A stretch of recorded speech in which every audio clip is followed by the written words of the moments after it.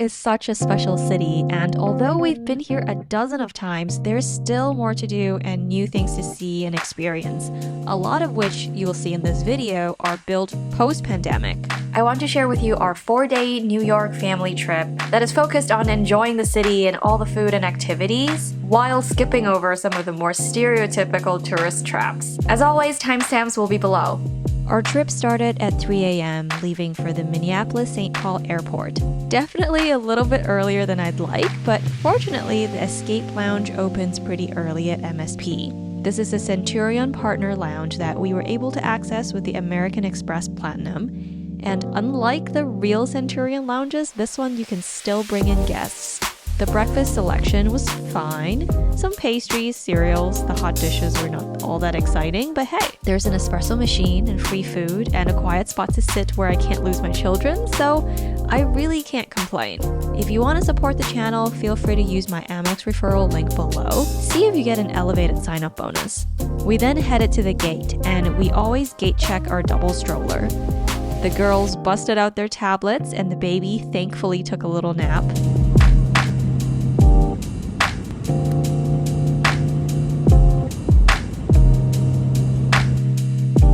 About 3 hours later, we landed in Newark International Airport in the brand new Terminal A. They recently did a whole 2.7 billion update on this terminal, and it reopened just early 2023.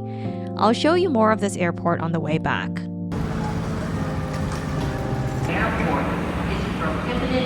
We got an Uber XL and went straight to the hotel.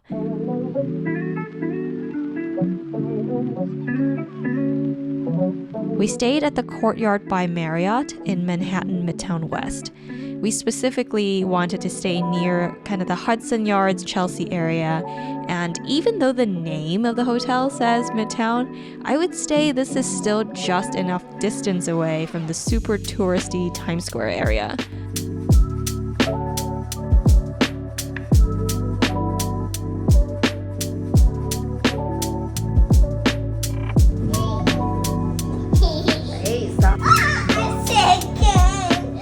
I like the decor and the view from the rooms. Overall, first impressions were fantastic.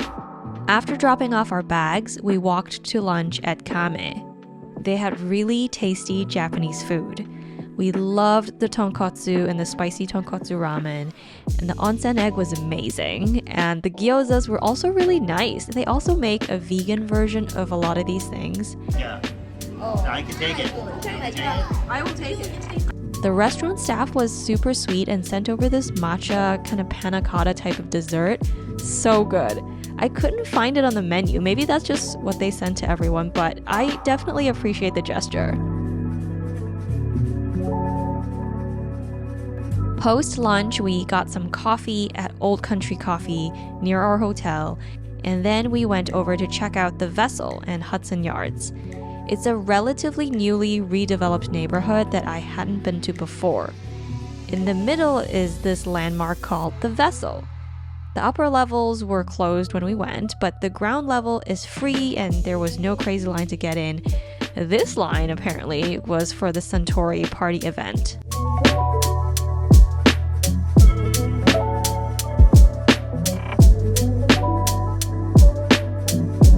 Behind the Vessel is the backyard at Hudson Yards, where people were just hanging out on these loungers and watching TV outside. Pretty relaxing if you ask me. And all of this is free. Further down there were some food carts and a view of the Hudson River. And on the opposite end was the Bella Abzug Park. Every time I visit New York, I always have to reacclimate to these gates for each playground. I either struggle to locate the entrance and circle the whole park, or somehow I mess up opening them. I think that's just how you know someone is not a local.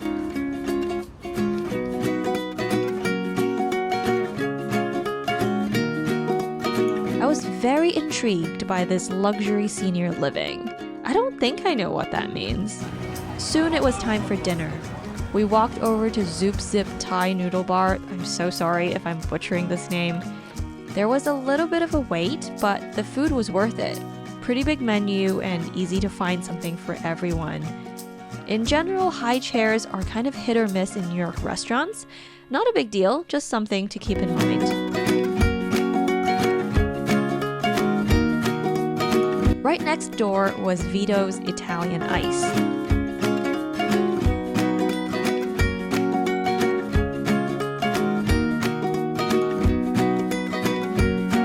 We chose the strawberry and chocolate flavors to try, and both were great.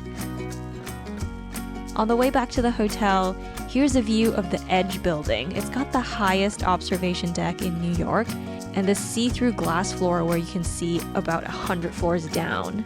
One thing I didn't love about our hotel stay was how our rooms were spread out over different floors, which made the end of the night routine just that much harder with little kids.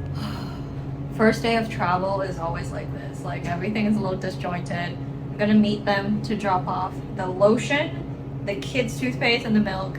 Yeah, that's the thing that's nice about Airbnbs, you know? Morning came around so quickly. We walked to the area between 1 and 2 Manhattan West. They were newly built in 2019 and 2023 respectively, and there's this courtyard area in the middle with shops and restaurants and outdoor seating. We had breakfast at Daily Provisions. They had a great coffee menu and the food was also really tasty.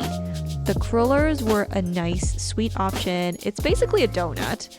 And this everything croissant with smoked salmon inside was our group's favorite. A little bit pricey at $12 for a breakfast sandwich, but I think that's just the case with New York in general sometimes.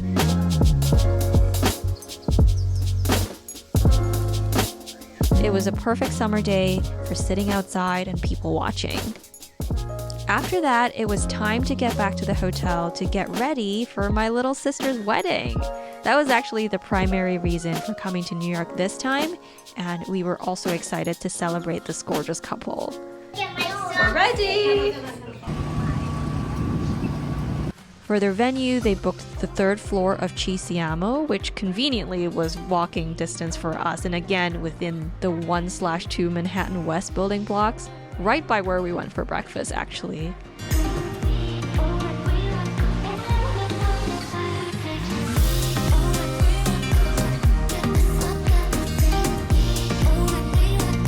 The decor was beautiful and the outside patio was such a good hangout space. It feels very quintessentially New York.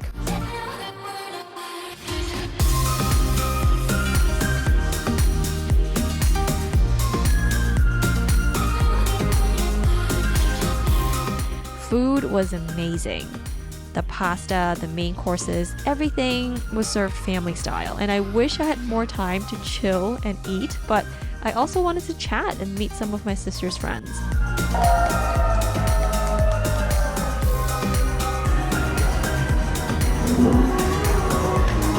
The kids did exceedingly well here.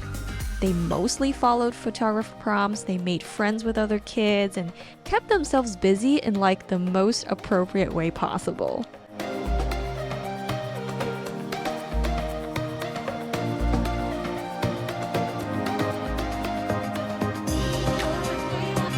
The baby loved meeting people too, but this was also his nap time, so a little break was needed. Overall, beautiful day, beautiful venue, celebrating even more beautiful people. I'm just so happy to have been part of this.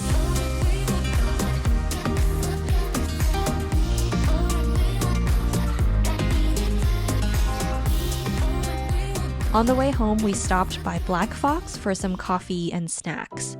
This is located on the main level of the Pendry, a newer hotel within Hudson Yards.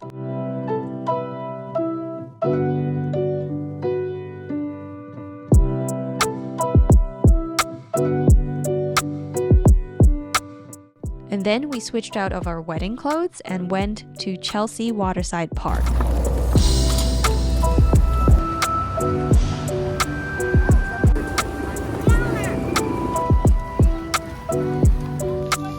Ideally, if you're coming here, bring a change of clothes. There are 2 splash areas and a sand pit. You could get pretty messy.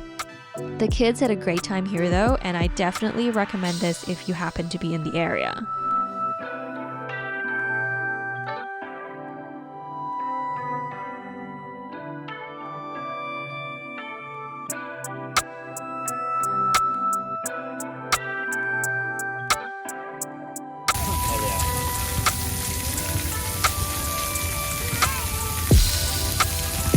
For dinner, we split up the group. We sent the grandparents to go enjoy their dinner sans children, while the 5 of us went to the shops at Hudson Yards to check out Fuku.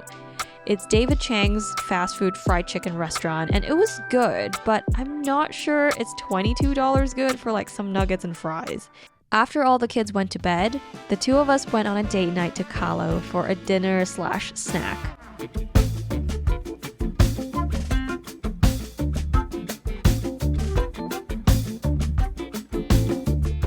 We tried their aguachile, tuna tartare, and some tacos. It was solid. On the 3rd day, we took an Uber down towards Washington Square Park. We picked up some coffee at Whistle and Fizz on the way. We ordered the relatively boring drinks, but their menu is actually quite extensive if you're feeling adventurous.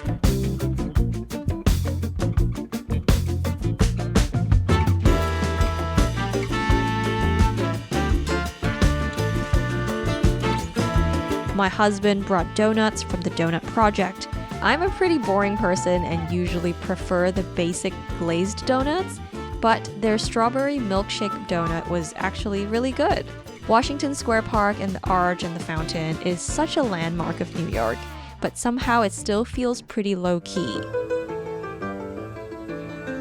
There are street artists, musicians, a nice playground, and of course, really good people watching.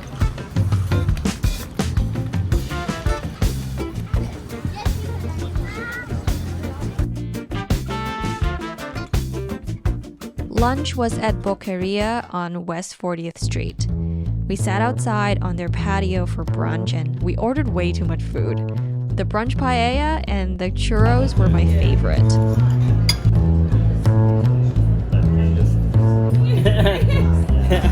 In the afternoon, we walked over to Pier 57, which is right on Hudson River. Market 57 is the food hall in this building, and it was newly opened in 2023. Inside, there were a whole bunch of food and drink options.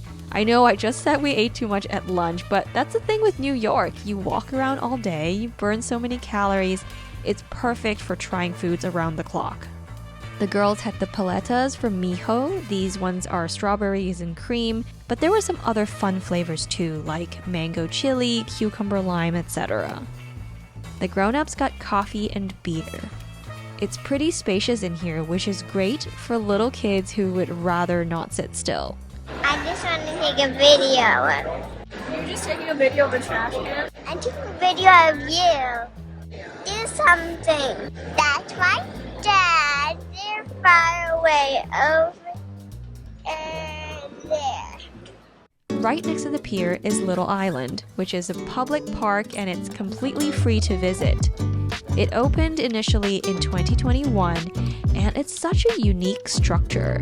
We went on a weekend and it was definitely a little busy, but what a fun spot to people watch and enjoy the view, set up a picnic blanket. Some of the families here brought a ball to kick around, and I think this could be a really good place to just hang out.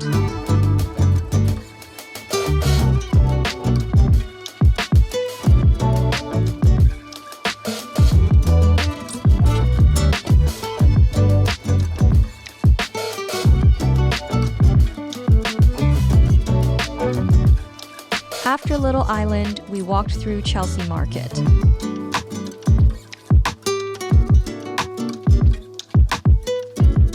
The original plan was to go get some tacos, but the line was too long. My younger self would have waited, but with 3 kids in tow, that was not going to work so well. So we got the kids some chocolates and then headed to a playground nearby in the meatpacking district.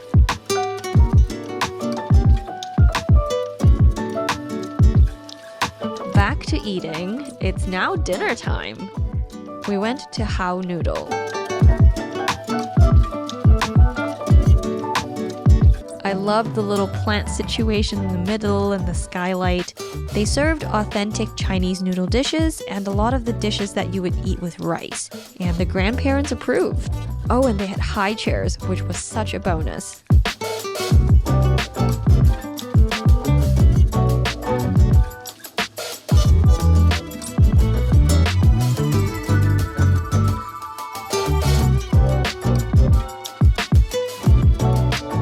Our day in New York was a little bit drizzly. We revisited Daily Provisions because it was that good, and also because it was just really convenient.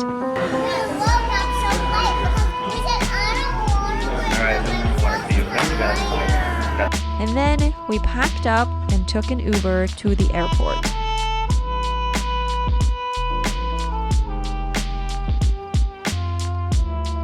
As promised, here is a little bit more of a tour of the newly updated Newark Terminal A. After TSA, we headed over to the United Club, which had just opened a month before our visit. It's 15,000 square feet with a lot of different seating areas, a nice sized bar with most of the alcoholic beverages already included with the entry fee, and a few food and drink stations. The lunch options were, I think, pretty decent for a domestic US lounge with sandwiches, soup, salad bar, some pasta, and this rotisserie chicken thing that was actually really nice and flavorful. The donut holes and cookies and coffee options were also great.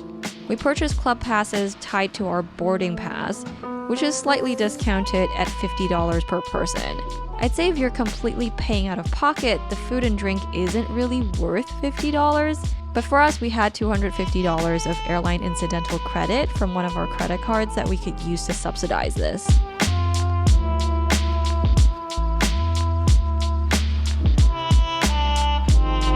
Four days is obviously not enough to enjoy the entire New York City, and I wanted to give you some additional recommendations and tips, especially if you're traveling with kids to New York. First of all, Central Park is another really great area to check out. There's really good people watching, a lot of scenic spots for pictures. Their playgrounds are also really nice, and also the Central Park Zoo is within that area. So I would plan for a whole day in that area, or save it for a trip where you're either staying in Upper East or Upper West Side, or at least like at the southern edge where there are a bunch of hotels on the southern edge of Central Park. Number 2, Brooklyn is also really fantastic. There's Jane's Carousel over there, which is within the Brooklyn Bridge Park. And in the park, there's a great playground again, of course. And there are really good scenic views of Manhattan skyline across the water. You could easily spend at least 2-3 hours there. And then additionally, the Brooklyn Children's Museum is huge and it's also on that side of town. So I would probably lump all of these together in one trip. In fact, that's what we did on a previous trip. We stayed on the Brooklyn side and just kind of explored the Brooklyn area. And food is also really good in Brooklyn, of course. Number 3, if you are looking for the more classic New York landmarks like Times Square, Broadway, Empire State Building, The Rock, Penn Station, the Flatiron Building, etc., it would make sense to stay in Midtown. These are definitely super iconic places that, even though I called them touristy, they're definitely worth at least one visit in your lifetime. And then lastly, I know I've kind of structured these areas into like smaller neighborhood areas, and that's because I know I'll be back to New York again for future visits, so I don't feel the urgency to hit up every single thing in the town. But if you're not sure you'd be back and you'd like to fit as much as you can into one single trip, the subway is really easy to get around and it is part of the whole New York experience. One thing you do have to keep in mind is if you're bringing a stroller, it would be a little tricky because the elevator spots are not always the most convenient, and there would be times where you're just lugging a stroller up and down the stairs with the kid in the other arm, or you just skip the stroller altogether. Cabs and Ubers are literally everywhere too, and we've never really run into an issue with car seats. I don't know if I'm supposed to say that out loud, if that's like legally the rule, but none of them have car seats offered, and usually it's kind of a short ride anyway, so I suppose that's up to you to decide if you're comfortable with that. It's really personal preference when it comes to how many sites you want to see per day and whether you mind spending more time on the transportation back and forth, which can be half an hour or more depending on traffic, versus prioritizing more the comfort and enjoyment and soaking in the city as you would if you lived here. I hope this gives you some ideas if you're planning a trip, and feel free to leave any questions in the comments below. Subscribe if you like travel videos like this. I have a whole playlist that I'll link below in the description box. Thank you for watching, and I'll see you again next time. Bye!